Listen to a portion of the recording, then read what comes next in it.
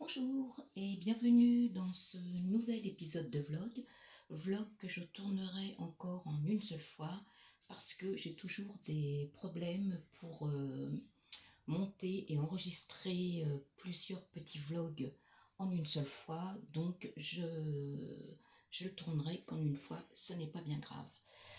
Je vais vous parler de mes lectures finies, lectures en cours, nouveaux livres dans ma palle et un petit intermède avec quelque chose qui n'a pas vraiment de rapport avec les livres, mais que je vous montrerai certainement. Alors, dans mes livres finis, je vais commencer par celui-là, parce que j'ai plus beaucoup de batterie sur cette tablette-là.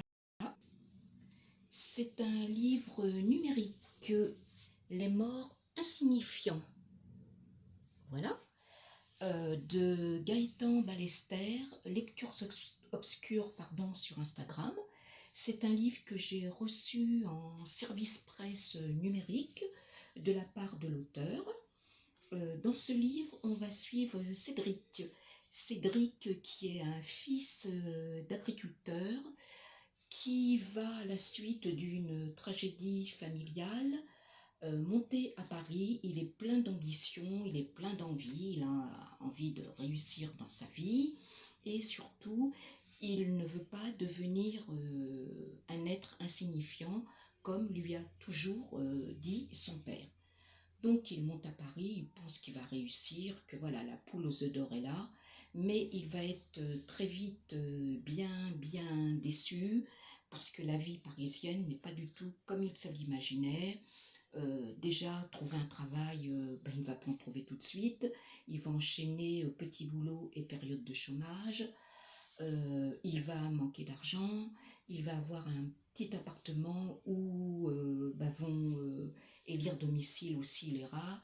Enfin, il va pratiquement de déception en déception jusqu'au jour où il va rencontrer une femme qui va l'embaucher dans un magasin de vêtements vintage, et au bout d'un certain temps, elle va aussi lui proposer un autre travail, je ne vous dirai pas lequel, et là, il va enfin avoir de l'argent, et son rêve va pouvoir se concrétiser jusqu'au jour où ce rêve, à quel prix va-t-il payer pour pouvoir le réaliser?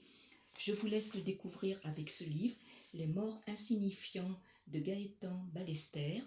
Moi, j'ai bien aimé. Ce n'est pas le genre de livre que j'ai l'habitude de lire, mais je suis prête à découvrir tout un tas de genres. Et j'ai bien aimé la façon dont c'est écrit, l'histoire même, et surtout, par ce livre, il y a le reflet de la société actuelle. Voilà, on retrouve notre société actuelle, pas forcément les bons côtés de la société actuelle, donc ça nous amène quand même à nous poser quelques questions et à réfléchir sur cette société. Voilà, un très bon livre que je vous conseille. Ensuite, j'ai fini, je l'avais commencé en juin et je l'ai fini début juillet. C'est La traversée des temps, le tome 1 de Henri-Emmanuel Schmitt aux éditions Albin Michel. Ce livre commence 8000 ans avant notre ère. On est à la période néolithique et Pierre-Emmanuel a écrit 8 tomes, La traversée des temps. Donc on commence par le néolithique jusqu'au déluge pour aller jusqu'à notre époque. Voilà tous les livres qu'il a écrits. Il y en a 8. Le premier, c'est Paradis perdu. Le deuxième, La porte du ciel, Babel et la civilisation mésopotamienne. Le 3, Le soleil sombre, l'Égypte des pharaons et Moïse. Le 4, La lumière du bonheur, la Grèce au IVe siècle avant Jésus-Christ. Le 5, Les deux royaumes, Rome et la naissance du christianisme. Le 6, La mystification, l'Europe médiévale et Jeanne d'Arc. 7, Le temps des conquêtes, la Renaissance et la découverte des Amériques. 8, Révolution politique, industrielle et technique. J'ai beaucoup aimé ce livre qui retrace quand même une partie de l'histoire de notre monde. On suit Noam, qui est le fils d'un chef de tribu. Il vit dans un village lacustre où il y a les rites, leur façon de vivre, bien sûr, totalement différente à celle d'aujourd'hui. Et il se prépare à succéder à son père. Il va se retrouver marié très jeune, car il doit accéder à sa propre succession. Et bon, à l'époque, on se mariait très jeune parce qu'aussi on mourait aussi très jeune. Il va avoir des enfants, mais malheureusement, soit ils seront morts-nés, ou soit ils n'atteindront pas la première année. Donc voilà, tout se passe à peu près bien dans ce village, jusqu'à l'arrivée de Tibor et de sa fille Noura. Noura qui va semer le trouble dans le cœur de Noam, et ces deux personnages vont aussi apporter le trouble dans le village. Tibor, c'est quelqu'un qui ressent beaucoup la perception des choses et qui a un peu des pouvoirs divins, des pouvoirs un peu de voir l'avenir. Donc, au fur et à mesure, Noam va s'apercevoir de la vraie personnalité de son père qui l'idolâtrait, qui le mettait sur un piédestal. Il va s'apercevoir finalement de sa vraie personnalité et de son égoïsme, et tout ça va le pousser à partir du village. Il va retrouver Barak, le demi-frère de son père, avec qui il va vivre, et là il va vivre une vie en harmonie avec la nature, tout à fait autre de celle qu'il vivait avec la pression qu'on lui mettait pour assurer la succession de son père. Il va découvrir une autre existence qui va lui apporter énormément de choses, jusqu'au jour où Tibor va l'avertir d'un danger imminent, c'est-à-dire que les eaux montent et le village risque d'être enseveli. Donc, Noam, malgré toutes les déceptions, va quand même penser à sauver son village. Il va aller trouver d'autres villages aux alentours, dont un qui est dirigé par Derek, et où les hommes de ce village savent faire des maisons flottantes. Donc il ramène tous ces gens-là dans son propre village, où il faut construire les 3 maisons flottantes jusqu'au jour où le lac près duquel il habitait va monter, et une énorme vague va tout emporter. Donc c'est le déluge, pardon. Les 3 maisons flottantes vont donc être emmenées par les flots, et ce voyage va durer pendant 40 jours, 40 nuits, au cours duquel il y aura énormément de pertes de personnes, et aussi il avait emporté avec lui des animaux, des gens bien sûr, pour pouvoir reconstruire un nouveau monde lorsque le déluge finira. Au bout de ces 40 jours, 40 nuits, ils vont accéder à des îles qu'ils vont aller visiter, et lors d'une nuit, Noam, Nouri et Derek vont aller sur une de ces îles où il va y avoir un violent orage, et ils vont être foudroyés tous les 3. On retrouvera Noam, mais ni Tibor ni Noura. Noam va un petit peu s'en sortir, ressusciter, et il va continuer sa vie. Il va rechercher Noura, mais il ne la retrouvera jamais, ainsi que Tibor, et l'histoire va continuer. Je ne vous en dis pas plus parce que je ne veux pas vous révéler ce qui va se passer par la suite. Ce que je peux vous dire, c'est que c'est un livre très addictif, très bien écrit. Moi, je salue vraiment le travail de l'auteur qui a fait tout un tas de recherches pour pouvoir replacer cette histoire dans le contexte d'il y a 8000 ans. Donc, il y a beaucoup de recherches. Il nous aiguille aussi beaucoup. Il va falloir que je vous retrouve. Où est-ce que je peux vous trouver ça?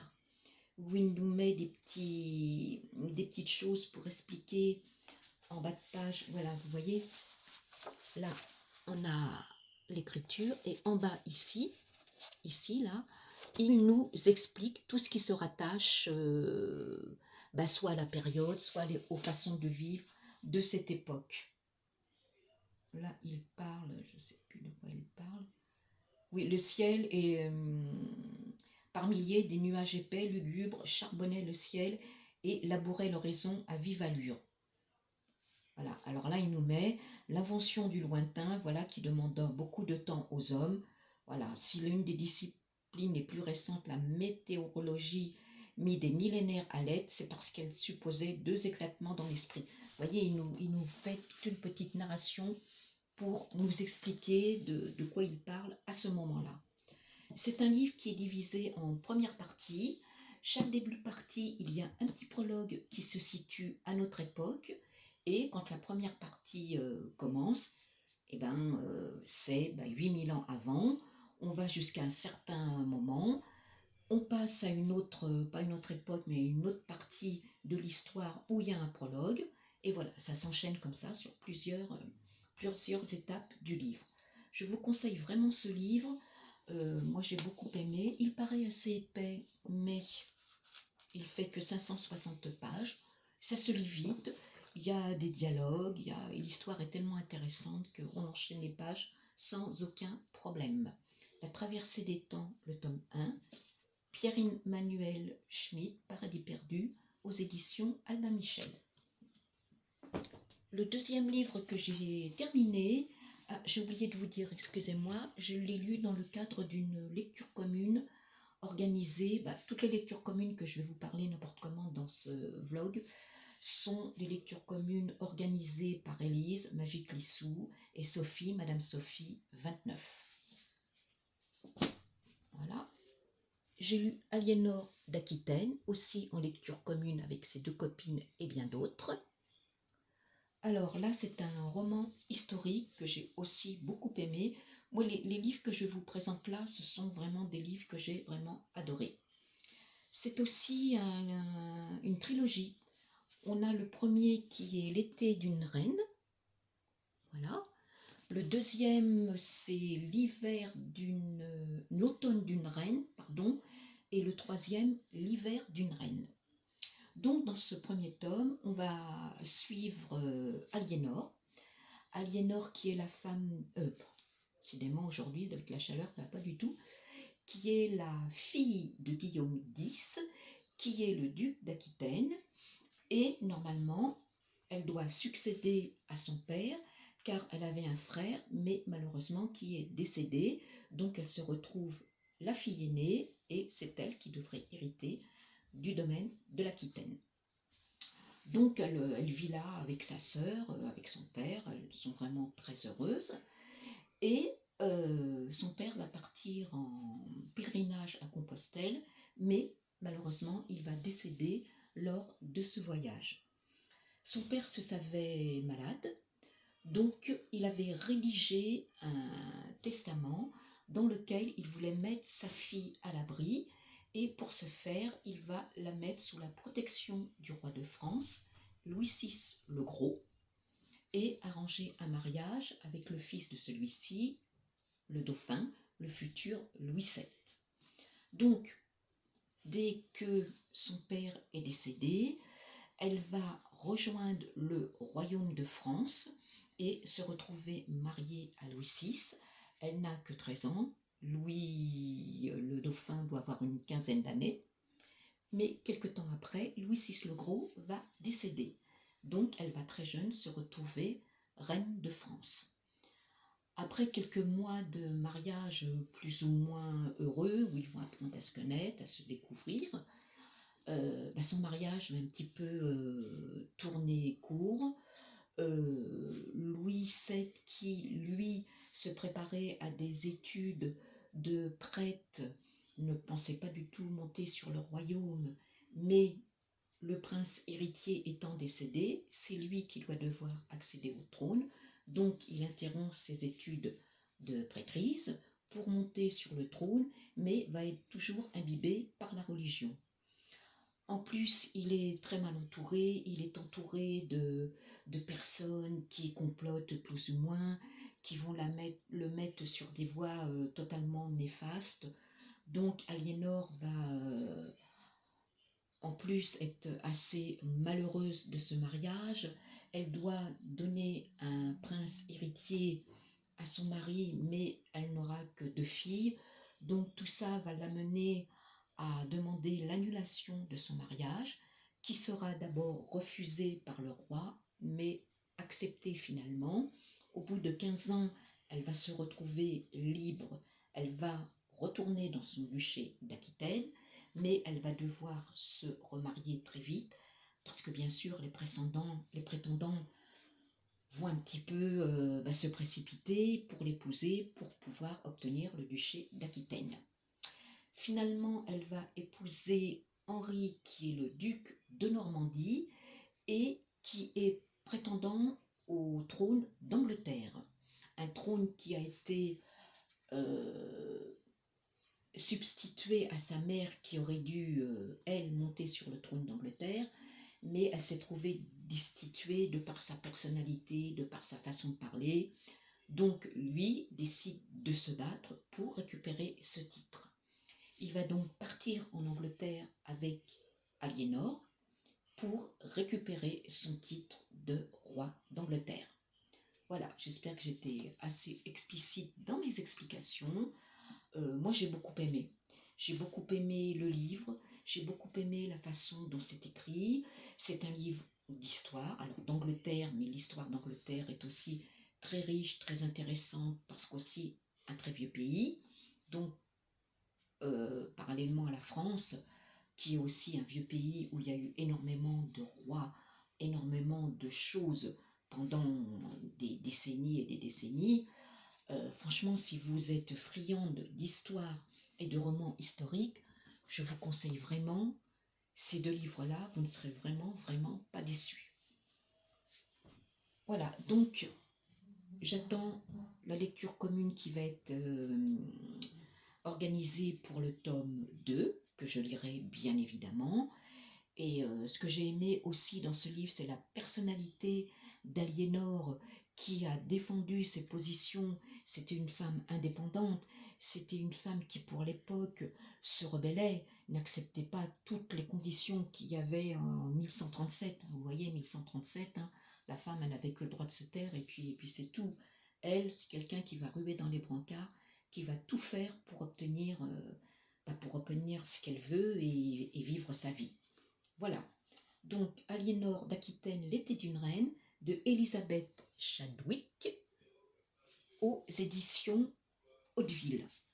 Alors vraiment des couvertures magnifiques. Voilà, et là je suis en train de lire, toujours en lecture commune avec les mêmes personnes, Reine de sang.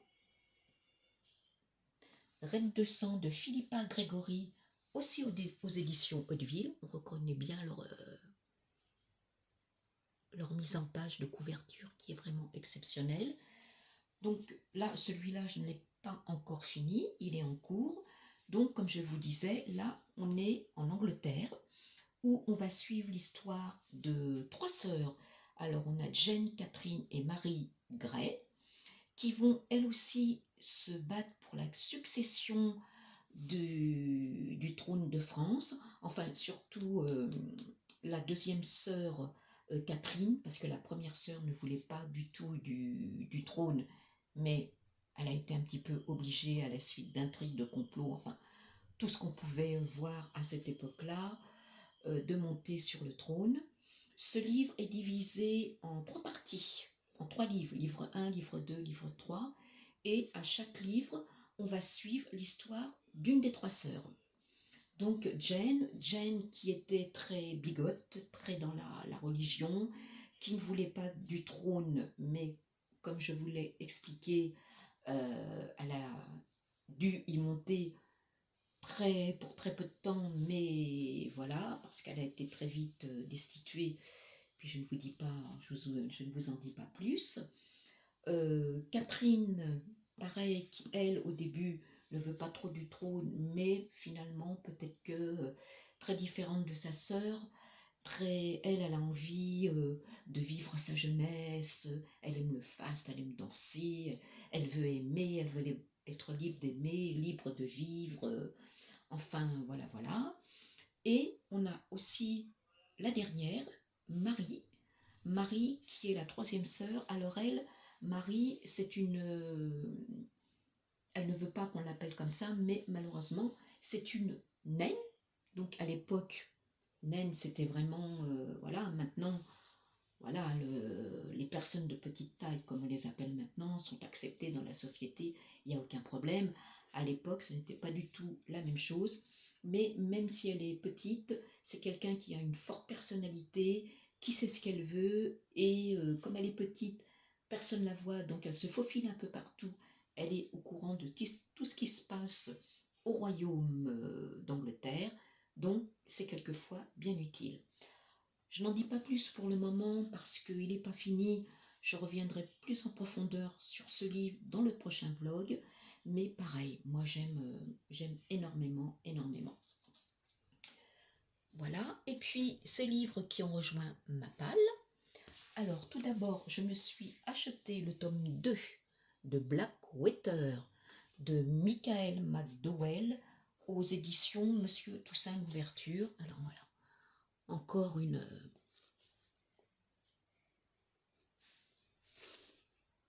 couverture vraiment, vraiment magnifique. J'ai le tome 1, bien sûr, que je n'ai pas encore eu l'occasion de lire parce que déjà, il fallait que je finisse mes lectures communes. Donc, voilà, voilà. Mais je pense que je la commencerai septembre, ça commence à se remplir. Septembre ou octobre. Mais en attendant, tous les mois, je m'achète un tome pour avoir la collection complète et pour pouvoir les enchaîner à la suite. Voilà, j'en entends énormément parler.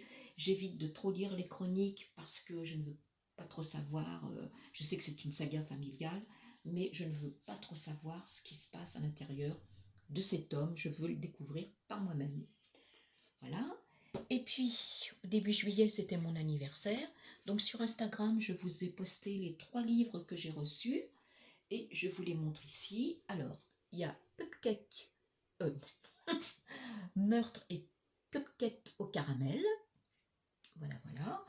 De Joanne Fluke aux éditions du Cherche-Midi. Ce sont les enquêtes d'Anna Swensen. C'est le dernier tome, le tome 5. Voyez, le dos avec ici le numéro du tome. Voilà. Et je n'ai lu pour le moment que Meurtre et Pépite au chocolat. Je devais lire Meurtre et Charlotte aux fraises au mois de juin, mais avec mes problèmes de santé, je n'ai pas pu. Donc je vais essayer de le glisser ce mois-ci ou au mois d'août. Et voilà.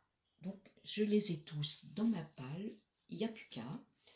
Donc toujours à l'intérieur, on a un petit marque-page et le suivant, toujours une petite idée du tome suivant qui va sortir au mois d'octobre. On n'a pas de titre, hein, mais ça sort au mois d'octobre. Moi j'aime beaucoup. Anna Swensen, c'est une femme qui tient je me souviens plus du nom de sa boutique, mais elle fait des muffins, elle fait de la pâtisserie, voilà, voilà. Elle a son beau-frère qui est policier et dans le premier tome, elle l'aidait à résoudre une enquête. On a des petites recettes. Alors c'était à la fin du livre dans l'autre. Voilà. Vous voyez, on a des petites recettes. C'est un cosy mystery, mais alors très gourmand. Voilà, on a des petites recettes. Et dans le livre, voilà. Vous voyez. Alors là, c'est encore une recette. Mais on a, voilà, à chaque chapitre, ça nous met l'eau à la bouche. On a une petite tasse de café avec une petite friandise à côté. Voilà, vraiment un cosy mystery qui fait partie de mes préférés. J'ai reçu aussi Retour à Winter House Hotel. Voilà, j'ai le premier tome aussi dans ma palle, mais bien sûr que je n'ai toujours pas lu. C'est de Ben Gutterson et c'est au livre de poche jeunesse. Apparemment, c'est un cosy mystery plus pour la jeunesse, mais beaucoup de bookstagrammeuses l'ont lu et ça passe très bien aussi pour adultes. Voilà, je vous mets, si vous le désirez, la 4e de couverture. Voilà. Je vous mets aussi la 4e de couverture de meurtre et cupcake au caramel. Et j'ai reçu La sœur disparue, le 7e tome de cette magnifique saga de Lucinda Riley. Je ne vous en parle pas trop ici parce que je vous en ai déjà énormément parlé dans mes vlogs précédents. Alors là, le pavé de chez pavé, il fait 740 pages, si je ne me trompe. Oui, tout juste 740 pages. C'est le 7e. Moi, je dois lire le 5e. Oui, le 5e aussi, qui était prévu en lecture commune au mois de juin, mais que je vais lire le mois prochain. Et voilà, après il y aura le 5e, le 6e, le 7e, et normalement il devrait y avoir un 8e, mais on ne sait pas trop quand, vu que l'autrice est décédée. Je crois que c'est son fils, elle avait laissé des consignes pour qu'il puisse publier le dernier tome, mais on ne sait pas quand. Voilà, et je voulais aussi vous parler, j'en ai parlé aussi sur Instagram, mais je voulais vraiment vous le montrer, aussi pour mon anniversaire. J'ai eu un abonnement de 3 mois à la T-Box. La T-Box, j'en voyais énormément passer sur Instagram, donc j'avais vraiment envie de découvrir ce concept et vraiment, je ne suis pas déçue. Je vais vous montrer un petit peu tout ce qu'il y a là-dedans. Alors, on a déjà un petit cahier des saveurs qui reprend tous les thés qui sont contenus dans la boîte. Voilà. Chaque box a un thème. Là, c'était Paris in Love. Donc, consacré à Paris, bien sûr. On a des petits stickers se rapportant à Paris. On a un paquet de petits gâteaux, mais alors qu'ils sont arrivés un petit peu cassés, bien sûr, pendant le transport, hein, ce qui n'est pas évident. Des petits palets d'or. On a un paquet de 24 petits sachets de thé et infusion bio. Voilà. On a du thé en vrac. Alors, celui-ci, qui rappelle aussi Paris, qui est du comptoir français d'été. Voilà. On a de Jonasti l'amoureuse, pareil, du thé en vrac. Avec un superbe petit emballage. Et on a de Zesty Cacao Expérience.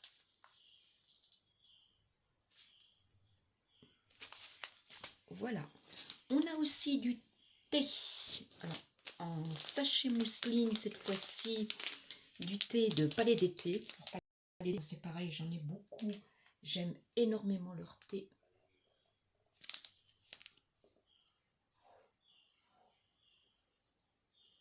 Voilà.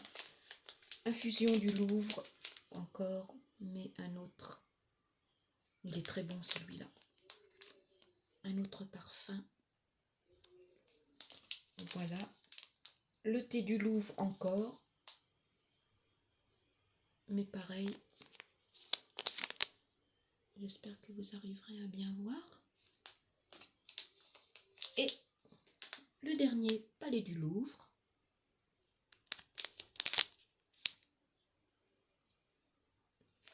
Voilà.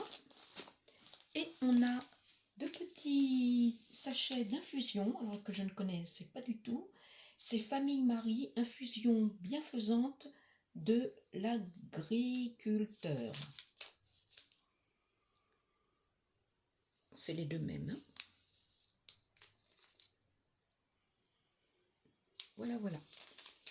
Et le tout présenté dans un joli petit pochon. Voilà, la T-Box. Donc là, j'en ai reçu une. Ça, c'était celle de juin, il me semble. Et je devrais recevoir juillet et août. Mais franchement, je ne suis pas déçue. Je suis contente comme tout de découvrir cette T-Box. Moi qui bois beaucoup de thé.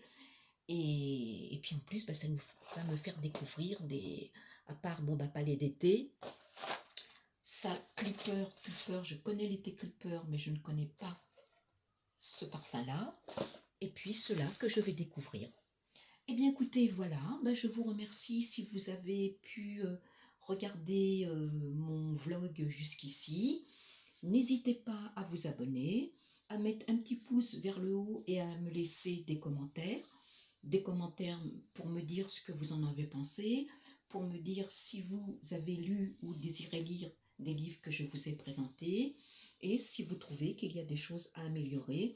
Je prends aussi les commentaires négatifs, tant qu'ils sont bien présentés et avec une raison quand même bien spécifique. Il n'y a pas de souci avec ça.